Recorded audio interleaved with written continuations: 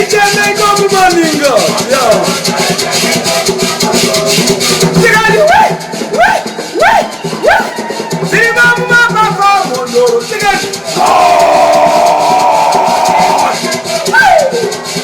Tigani, wait.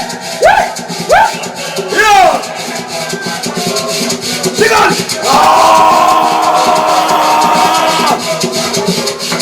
Saiteme como mapako.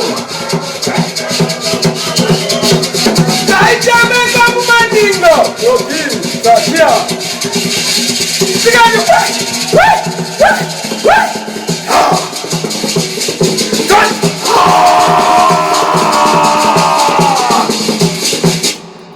Wachifunza kana ikwina atisikona mavideo ya Mkumba ndakamfaya basa ana kukuza hiyo Douglas Mkumba asisiri panapa murume wekunga ngekuche kuti ndakamfaya basa yangani kakundiderera so Douglas arikuza ndi kuchata ka sikanda mti Douglas matarangu emuchato aya akoshese anga akusakoshesa anga akukoshesa makastoma ndinomuunzira pa platform pangu sikaze kutamba sekusikana kati Douglas ndikufaya basa iwe Douglas asisipana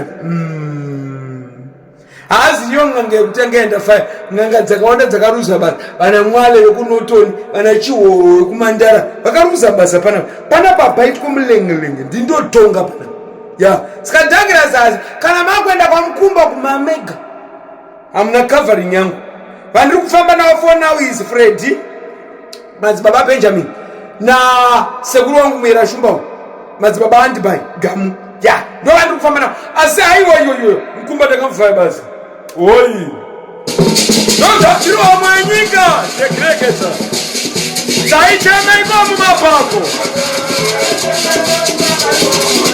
Sairira como maninga iwe Tigani, wait.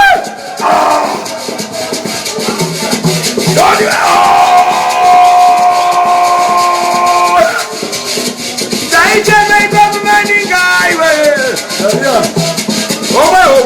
Saiteme como mapako Sama uya zanaka Saita mondoro sembra pano Sama uya zanaka Saita mondoro sembra pano Sama uya zanaka Saita mondoro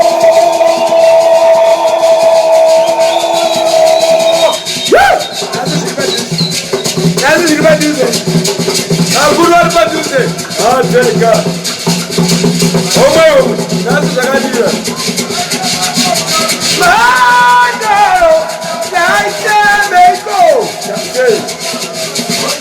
Nazu zakadira Izagari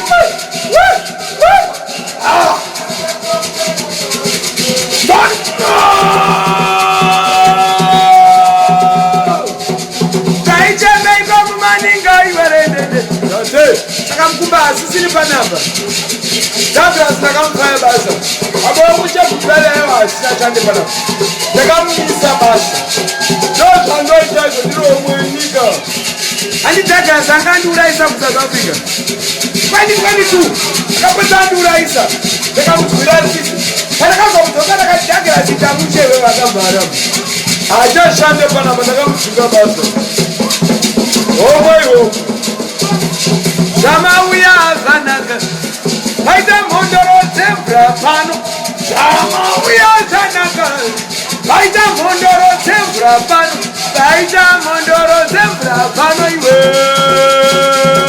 Oi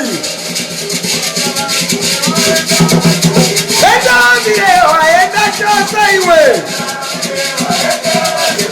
Enda mirewa ro iwe re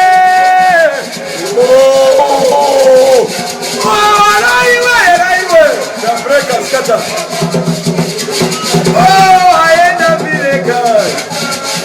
Yeah.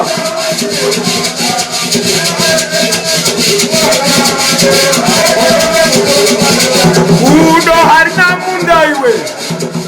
Yeah. Rina mira maware kwa shibawo. Wana roja mavere. Iwe. Zamauya zanaka Saita mondoro temple pano Zamauya zanaka kuba inspired na kote kanile chisibiso Zaitaenda kuche kuta sina kabali yangu Kumba jamude pano Fired